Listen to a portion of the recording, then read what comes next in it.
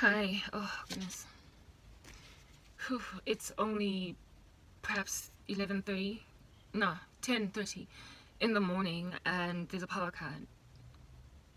Overnight, there were two power cuts, like overnight. And this is the third one at just 10 in the morning. I'm supposed to be doing my admin. I'm trying to reshuffle my day, reorder my day, so that I'm working when the sun is out, because I tend to just strive and grovel through the night. I'm so exhausted. Changing my hours therefore means I'm tired during the day a lot, and it's gonna be like this for a few days. And then there's like a power cut at 10 in the morning. Yesterday I got interrupted in the middle of exercise.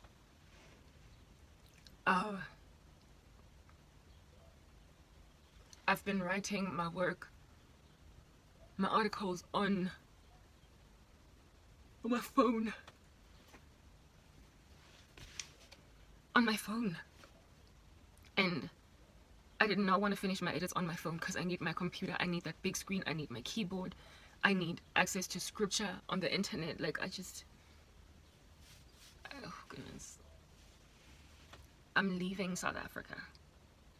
I'm leaving. And you know what, if power cuts were the only problem, then perhaps maybe I might stay.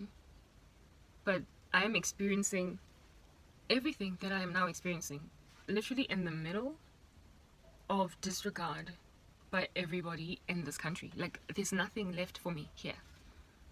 I promise you, I'm leaving. And no matter how much people might hold their breath or cross their fingers or hope that I will never get out, I am getting out. Like, the Lord keeps on validating it. He keeps on confirming it with such things that happen. Not only does the country spit me out and say, we want nothing to do with you, but then it makes it impossible for me when I try to live anyway to do that. I literally tried to guess the power cut situation, because predictably over the past 2 days it's been going off at 12 in the afternoon. So it's been going off at midday, and then at 8 p.m. and then at 4 a.m. again in the morning. It's been doing that. So those three. Now it's like 10 in the morning, and I'm like, I haven't done my yesterday admin. I didn't do it because I want to do my work during the day so I don't have to stress out over missing sleep, over watching time progress, finding myself still here in the early hours of the morning. And here it is that I'm awake, ready to roll, to rumble, and the power's off at 10 in the morning.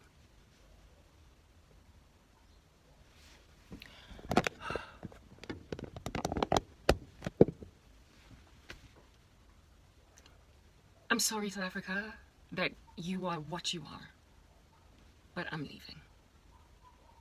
I will leave you with your lanterns and your torches and your generators and your lighting devices, your chargings of your cell phone devices in your cars, and all of this random, or just having to go to the mall to watch a movie to pass 2 or 3 hours while there's a power cut at your house. I'll leave you with all of that. You chose to disregard everything that God is, everything that his disciples are, and so therefore fix your country. Things like this don't go away on their own. Understand that all of your rioting, your picketing, your complaining, your straddling of the fence, all of these laments you ever raise with the government, they don't know. Guys, Christ. Jesus is how you fix a country. No, it's not your laments or even your little interventions that are man-made. It's Christ. And since you don't want the Lord, as a country apparently that is Christian, then God is going to take his disciples that have done nothing but waste their time on you and leave you with your torches and your lanterns and your gas stoves, because you had to uninstall your electric stove due to the fact that every so often in the middle of cooking you just had to stop. Like mid-boil of a potato, you just have to stop and wait for 2.5 hours to commence that. When you've got your cookies in the oven, you gotta have to accept that they're just gonna flop, eh? Like, I am a baker. I bake. Oh, Lord have mercy on me. I bake. You know what? I am so frustrated. I don't even know. Like, it's like 10 in the morning, and my lighting conditions are not even working out for me right now. Like, everything is dark. It's dingy. I'm trying. I'm really trying to improve the quality of my videos so that I can get more views, so I can get out of here. But you know, life is really rough because I'm living in a little shack that is away from all manner of sun, such that even if I try to use natural lighting, I can't. I bake. Do you know that I wanted to start a pastry channel on YouTube? I wanted to start a cooking channel on YouTube. Mostly for pastries, because I can bake. I can bake. Name it, I can do it. Puff pastry, I can make it from scratch. I don't have to go to the store to buy it and then come home and put some like jam in the middle and put it in the oven and then I've got a jam croissant. No, I can make puff pastry. Me, like from scratch. I can make cheesecake. And if I can't make it, I'll go on the internet, I find out, and then I experiment, and it comes out looking nice and perfect out of the oven. I love to bake. I love to create new things in the kitchen. And I don't have a kitchen. When I came to Christ, I asked him to bless me with a home that'll have an island in the center of a kitchen so I could have all the space in the world I needed in order to make what I needed to make, because I make stuff. I'm a creative. If I can be this creative in writing music and this creative in bringing forward analogies about what's going on in the world, understand I can kill it too in the kitchen, and those who know me know that that's true. People have tasted my food on a culinary scale, in the culinary side, but no one has really ever had too much joy with my baked goods because I learned how to bake because of persecution. I was thrown in obscurity. I was thrown in all of this squalor that you're looking at around me with all these dim conditions, lackluster lighting and power cuts. Yeah, in all of this badness that I am in now, that's when I learned most of the skills that I am now today bringing forward. I learned how to bake during this time because what in the world was I going to do with my time? I couldn't bake. I mean, I remember when I was dating my ex-boyfriend, I tried to bake him a birthday cake one day by buying, believe you me, a ready-made mix at the store, and I still managed to botch that. Came out looking all hard like cement. The dude was like, thanks babe, trying to be decent and stuff, but I told him, Kulega, it's a cake, it's fine, you don't have to compliment. I know it's a rock, let's go buy cake at the store. I failed. Ready-made, a mix that tells you with instructions and everything. Put the oven at this heat. Just mix it with milk, add milk, nothing but milk. Put it in the oven, chill for 15 minutes, check on it every 2 minutes, and you're good to go. And I managed to make it hard like a rock. How you do that with a ready mix, I don't know, but today, I know how to grab a blueberry from the store, and strawberry from the store, baking powder from the store, vanilla essence from the store, milk from the store, cream from the store, icing from the store, and put that stuff together, whip it up, and bring out a cake from scratch, not a ready mix from the store. I can make beautiful pastries now because people threw me into squalor and obscurity. And so I was like, I mean, what can I do? I've always wanted to know how to bake. I botched some cookies in the past. Now is the time to get serious about this thing, and I got it. I got it. But I don't have a kitchen. Where's my island? Where's my island? Where's my island? Do you know how you make puff pastry? Since I know how to make puff pastry, I'll give you a little bit of a lesson. You buy flour, amen, hallelujah, thank Jesus, right? And then you buy butter, but it has to be a particular consistency of butter, you know, like the hard knock butter. It cannot be margarine. It cannot be a spread that you put on a sandwich because then it's going to get all melty. It has to be hard knock butter, like what? Very high in oleic fatty acid content, yeah. You need to go and get yourself some butter, okay? Like hard knock butter, high quality, Lancet, I think, or is it, you know, that L? Like, yeah, that is the best brand for puff pastry in this country anyway that I've encountered. So buy that hard knock butter, buy some flour, buy some salt, buy a little bit of baking powder, a little bit of bicarbonate of soda if you want. Can add essence if you want it to smell all fragrant, depending on your taste and what have you. Just a tiny bit of milk if you want, and a tiny little bit of water. You definitely need that. That pinch of salt of yours, depending on whether or not you want your puff pastry to have a sweet edge like that of a croissant, or to stay kind of savory like that of a pie. Like a pie where you put like meat, like a steak and kidney or whatever, depending on what it is that is the pastry of choice that you are making, because you want it to crumble, right? But you don't have to be stranded with it being sweet or sour or whatever. You can then add sugar or leave sugar out, or add just a teaspoon to, you know, neutralize or balance out the saltiness of the bicarbonate of soda and also of the salt. And then you just put those ingredients in, majority flour, and a tiny little amount of water, because the dough cannot be sticky. The dough cannot be sticky. You know how when sometimes you're handling dough, it's like just, you know, making those strands that kind of like are in between your fingers. It can't be that way. It has to be with so much more flour than water that if you were to do that, it'll just drop out of your hand. You need lots of flour on the counter, and you also need the dough in and of itself to be doughy and, you know, gooey like that, like bubble gum. But the kind of bubble gum that does not do all that, you know, when you move your fingers across it. Like, it mustn't be sticky. It must be like, ah, perfect. I love Orbit Professional White. That is my favorite bubblegum. Orbit Professional White, yes. If you grab that bubblegum after you chewed it for a minute and put it in your hand, it's still bubblegum. It's sticky. If you do that, it'll move left or right, but it does not stick to your fingers. It does not have that, you know, funny little thing that it does. Your dough has to be that consistency. So for that to happen, you need just enough water, not too much. A little bit of milk, a little bit of water. The rest are your dry ingredients. You may or may not add an egg depending on whether or not you want to add one. If you're a vegan, you can go for an egg alternative, like, what do you call this thing? In order to emulsify, linseed. But you can or cannot add egg if it's for health purposes. But if you want it to be a little bit more kind of like, I don't know, moist, yeah. Egg might go a long way for you, but otherwise you can do without egg. And then you mix the stuff together. Make sure that your dough looks that way. Put a whole bunch of flour on the counter, and that's when that brick of butter comes in. Literally, like a whole brick, a brick. Stena. Like, it'll freak you out. You'll be like, oh my goodness, there's so much butter. How in the world do you put a brick of butter in there? But that's how you make puff pastry. That's how it comes out all fluffy. That's why it's so fattening. That's why it's not good for your cholesterol. And that's why if at all you've got a heart condition, you should probably not eat anything that's been made with puff pastry. It's a whole bunch of fat and a whole lot of heaven in a bun. And then you put that little butter. First of all, you grab this dough of yours, put it on your kitchen counter, rolling pin. I used to have a rolling pin. I don't have one anymore. Okay, so I don't have a rolling pin. That was a moment of reflection. But you grab a rolling pin, and then you like roll your dough. Roll your dough, roll your dough, roll your dough, until it's about 2, 3, perhaps 4, if you're pushing it to like the nth degree, millimeters thick on the surface of your counter. If you're pedantic, you can make like Jamie Oliver and cut it into a square. Make sure there are no funny little edges around. Otherwise, if you're gonna, you can leave it looking all, you know, rough around the edges like a continent. And then you just like splat that butter fresh out of the refrigerator. You need to make sure that it is solid, hard from the fridge. And you put it in the middle of your puff pastry, in the middle of your dough that you've made, right? And then you grab the rolled dough, the flattened dough on the floor, and then you put it and you fold it, you know, like you would fold a shirt after you iron it, onto the butter. And then you grab your rolling pin again, and it is also recommended that that rolling pin of yours chill in the fridge so it can be cold, so as to not melt the butter. You don't want the butter to melt. And then you roll. You roll, you roll, you roll, and you immerse it, and you mix that butter into your pastry. You roll, you roll, you roll until it's flat, and then you grab the pastry that is now flattened, and you fold it in half again, and then maybe fold it again, depending on how thick you want it. And then you take that dough, and you just bank it in the fridge for 24 hours. Bank it in the fridge for 24 hours. I'm teaching you how to make puff pastry because I know how to make it.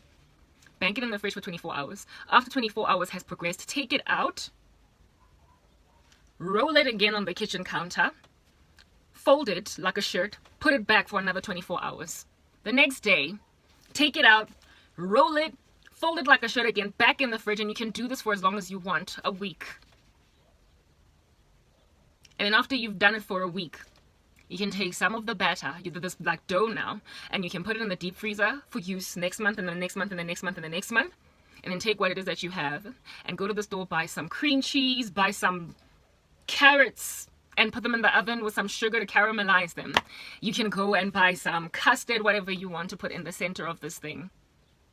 And then stuff the dough, cut it up into whatever little pieces you want. Cut it up, cut it up. Stuff it with your carrots, or stuff it with your like caramelized onion. What's this? If it's a savory, onions and tomatoes. If it is a sweet, custard and caramel. And then put it in the oven. And then just kind of watch it. 150 degrees Celsius maximum. And just watch it for about 15 to 20 minutes as it raises and it gets all fluffy and it all crumbles and it's all crumbly. And then you start to see those layers of butter in the middle. And you've got yourself a croissant. Can make a croissant out of it. Or you've got a pie, whatever. put whatever stuffing you want in the middle, or don't put any stuffing at all. You can put it like that in the oven and you'll have more or less of a croissant. If you want it to be a croissant, you're gonna have to cut it up and then roll it and then put it in the oven. You can put chocolate in the center, so it's a chocolate croissant. You can put strawberries in the center, you can put cream, whatever. So it's a whatever kind of croissant it is that you're out in these streets trying to eat. That is how you make puff pastry. I know how to make puff pastry. I don't have to buy it ready-made at the store. And I love to create like that, but I don't have a kitchen counter to roll that much dough. I also don't have money to buy that butter, that brick, that perfect quality butter. I also do not have money for that island. That island that I was talking about in the middle of my kitchen. That'll give me, like I said, all that space to do what I need to do. I don't have liberties to bake at whatever time I want to bake. I cannot do anything at all that I want to do.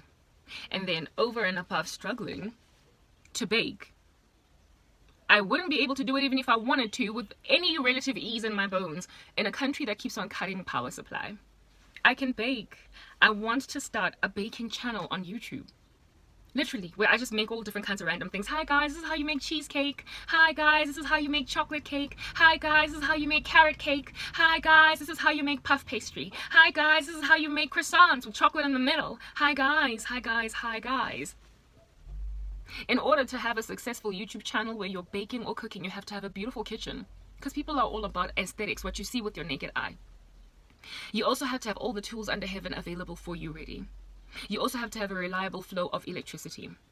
You also have to be able to make like a proper food channel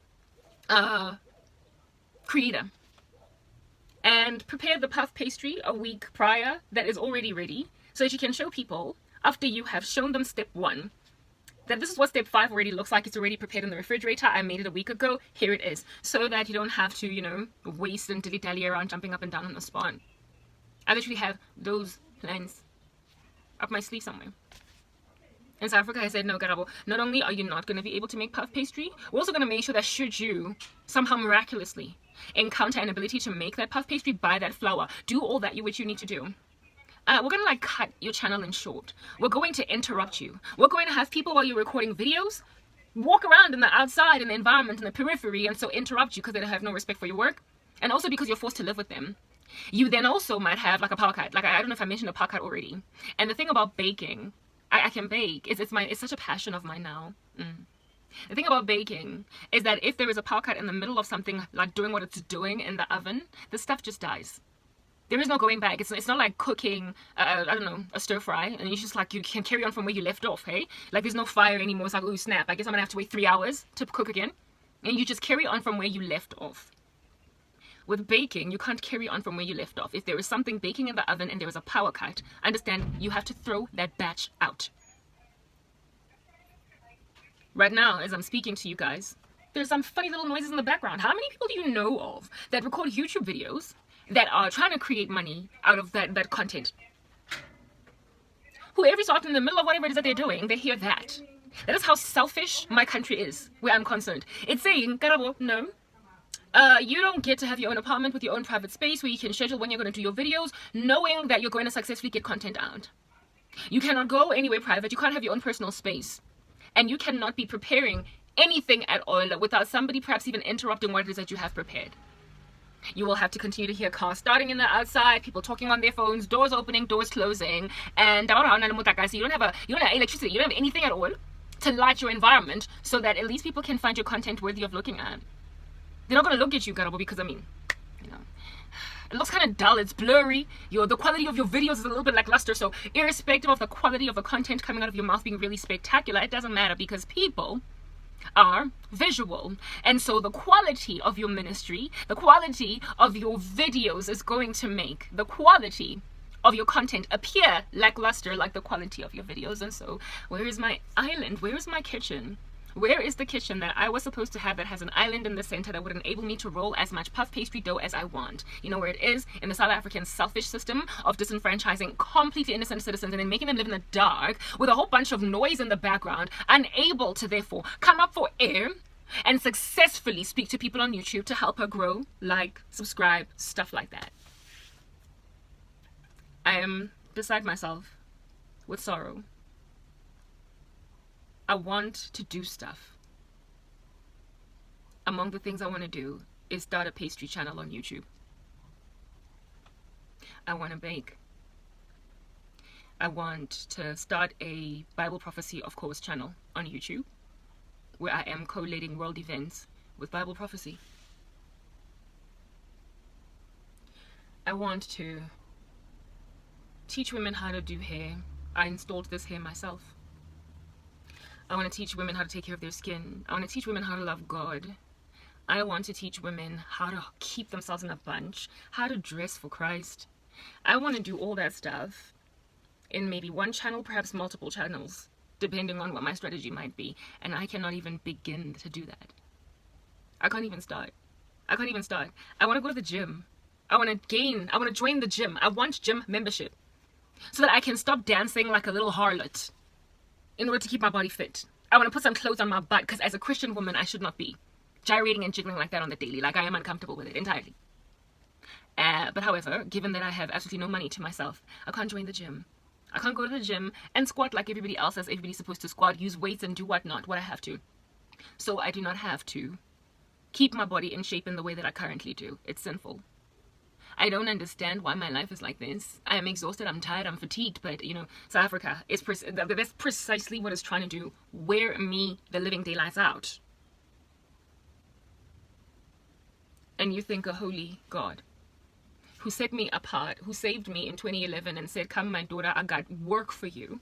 You seriously think that he's going to leave me in this obscure country with all of its squalor, its random mentality that they can continue to do this to people and it's okay, with citizens on the ground that are almost, if not more wicked than the leadership? I can't. It's suffocating. It's really quite taxing. It's choking. And on top of that, who in the world wants to come and bring children here? Who wants to raise children in a nation that's going to set them up for failure? I have God. A godly womb. Meaning, I'm likely to bring forth some kind of a child of promise. I'm like a Hannah, waiting on the Lord for my Samuel, and I've got some, like, sister wife Penina giving me problems. I've got the kind of womb that brings children of promise. I'm like Sarah. I'm like Rebecca. I am like even Bathsheba. However, please don't bring me a David dude rocking up all up in my grill even though I'm married to another guy and kills my husband. I am the kind of woman that brings forth children of promise. Kids that will do stuff here in these streets that's going to be transforming, earth-shattering, and making the kingdom of heaven a thing to write home about, okay? I am supposed to bear children that are going to transform or reform corrupt governments. Jonathan Edwards is this, like he was an American preacher from like the Puritan days, like long ago. And he had these resolutions to be the holiest man in his time, in his era, doing big and bad things. Bad as in B-A-D-D. And God gave Jonathan Edwards exactly that. He had quite a few children, I believe 11 in total, but I stand corrected. And out of his lineage of kids, apparently multiple of them were senators in the United States, or down the line, generations down the line. Some were presidents, others were great pastors, preachers, like men and women of God that did excellent things for his nation way after he died. That's what loving God does. Like when you are a man, the fruit of your loins will lead nations if you love God. And when you're a woman, your womb will bring forth children that are going to transform nations for the better. I want to be like Jonathan Edwards. I've got the kinds of eggs that bring children out here in these streets that are going to transform entire countries and topple corrupt governments. I cannot therefore be raising babies in a country as wicked as South Africa. I can't. I cannot be raising kids who are going to be subjugated to the tyranny of these power cats. Live on school playgrounds, walk and talk with kids who have parents that hate God, and so these kids are persecuting my kids for loving Jesus. I literally cannot have that for a nation, for my kids to grow up in. It's bad enough Mama had to go through it, so I personally will protect my children by moving to another country so they can go on right ahead and become presidents, so they can go on right ahead and become senators, judges. That's more things that Jonathan Edwards' lineage of children did. Judges. So my kids can be reformers of law systems that are oppressive to people. That my kids can rescue, perhaps, North Koreans from Kim Jong-un. I don't know. Because I have this big, fat, chunky burden for North Korea, given how bad things are there. that my children might bring about reformation in Christian persecuting nations like Iran. I want kids that are going to be happy to become missionaries and move to a land that is unreached, risking their lives just so people can know Jesus. These are the kinds of kids I'm supposed to bring into this world. I'm supposed to bring kids that are prolific preachers, that are going to be called princes of preachers like Charles Spurgeon. Those are my kids. Ain't no Charles Spurgeon gonna grow up in a country with all of these power cuts, where gospel servants are being buried underground, unable to come up for air, and where those who want to push that which is legal in and of themselves get pushed off ledges, where people set people up for suicide because they chose Christ. Are you serious? No, my kids are not going to be bullied on the playground, despite being the smartest kids in the school and the baddest ones in the game, by some random children whose mom and dad are not raising them up in the admonition of the Lord, and so they've got a bad influence sufficiently enough for them to go to school and stab my kid with a pen or something. I don't want my children growing up where they're going to learn rubbish. Look, there is no society that is perfect. That much is a fact, I know it. I'm not so naive as to imagine I can raise my kids in a utopia, but I'm also not so naive as to raise my children in an entropified society, one that's headed for nothing but entropy, the way everything is so dystopian, everybody's a zombie.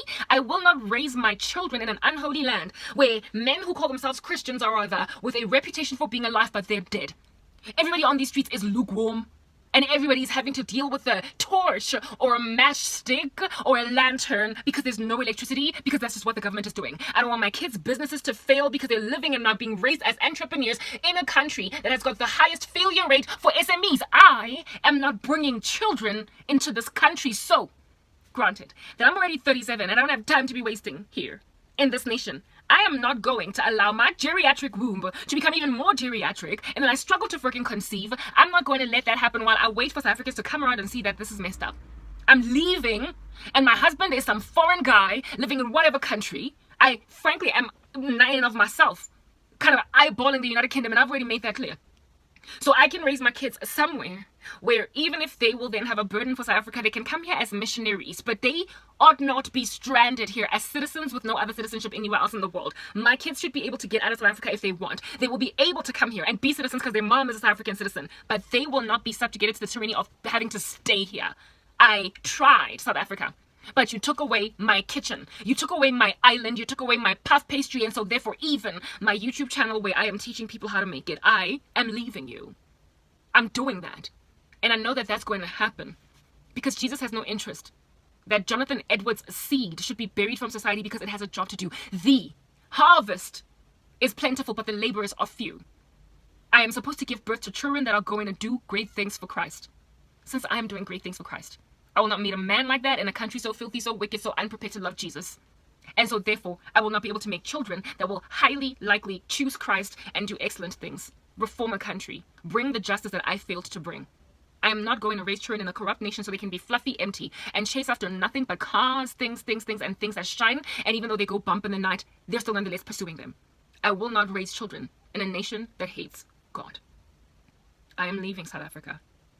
And I am going to leave you high and dry, and you won't know what in the world hit you when I'm out of here. Not just me, but many of God's servants as well that have been struggling to get you ripe and ready for the kingdom of heaven. You are sending your children to the flames of hell. And this is what God has to say about that. It'll be better if a millstone was tied around your neck and for you to be thrown into the ocean than for you to cause children to sin against God. All the best. I'm leaving while you send your kids to hell. I tried.